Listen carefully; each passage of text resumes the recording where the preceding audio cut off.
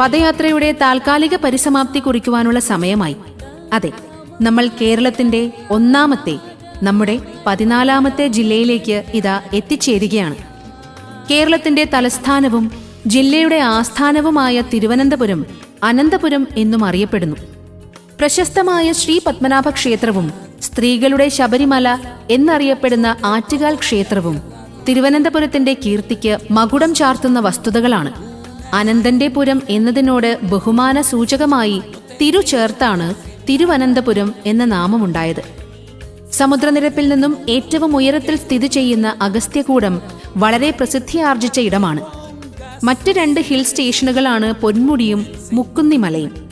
കരമനയാർ, കല്ലാർ, കിള്ളിയാർ, നെയ്യാർ, മാമംപുഴ, വാമനപുരം പുഴ എന്നിവയാണ് ഈ ജില്ലയിലെ നദികൾ. മതസൗഹാർദ്ദത്തിന്റെ മറ്റൊരു ഉത്തമ ഉദാഹരണമാണ് ശ്രീ പത്മനാഭന്റെ തട്ടകത്തിൽ അടുത്തടുത്തായി സ്ഥിതി ചെയ്യുന്ന പാളയം പള്ളിയും കത്തീഡ്രൽ പള്ളിയും. ശ്രീ പത്മനാഭ ക്ഷേത്രവും രാജകൊട്ടാരവും കേന്ദ്രീകരിച്ച് ധാരാളം സാംസ്കാരിക പ്രവർത്തനങ്ങൾ നടന്നിട്ടുണ്ട്. അതിലൂടെ തിരുവനന്തപുരം ഒരു കലാകേന്ദ്രമായി. മാറി മാറി വന്ന രാജാക്കന്മാരും കലാഹൃദയമുള്ളവരായിരുന്നു. സംഗീതത്തിനും നൃത്തത്തിനും പ്രാധാന്യവും പ്രോത്സാഹനവും നൽകി.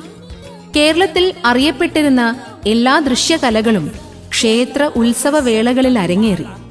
ഇതാ നിങ്ങളെ ഏവരെയും ആ രാജകൊട്ടാരത്തിലേക്ക് ക്ഷണിക്കുകയാണ്. അനന്തപുരിയുടെ വീഥികളിലൂടെ, ഭരണസിരാ കേന്ദ്രമായ സെക്രട്ടേറിയറ്റിലൂടെ, തുമ്പയിലൂടെ ഒരു തില്ലാനയിലേക്ക്.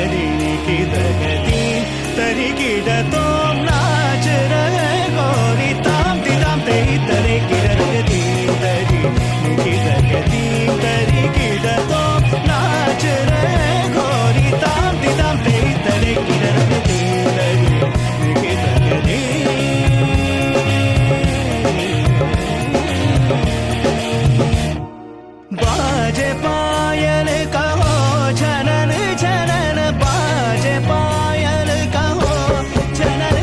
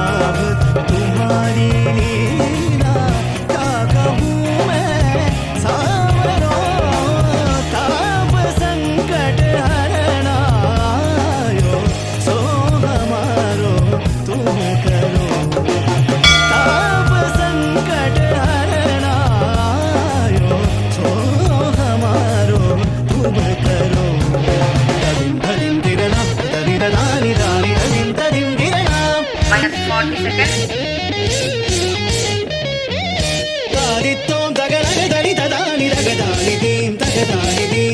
-20 seconds.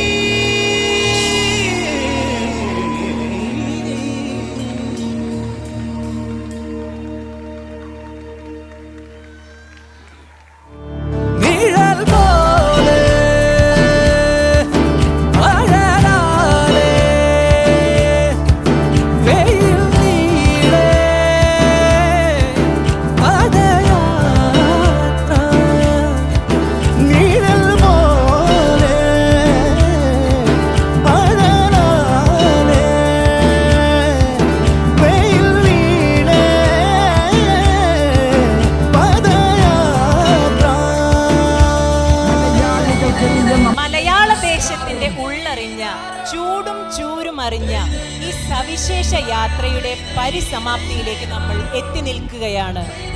സ്വാതി തിരുനാൾ തില്ലാനയിലൂടെ തിരുവനന്തപുരത്തെ തൊട്ടറിഞ്ഞ നമ്മുടെ തലസ്ഥാന നഗരിയെ തൊട്ടുണർത്തിയ ശ്രുതി പ്രദീപ് ആൻഡ് ടീം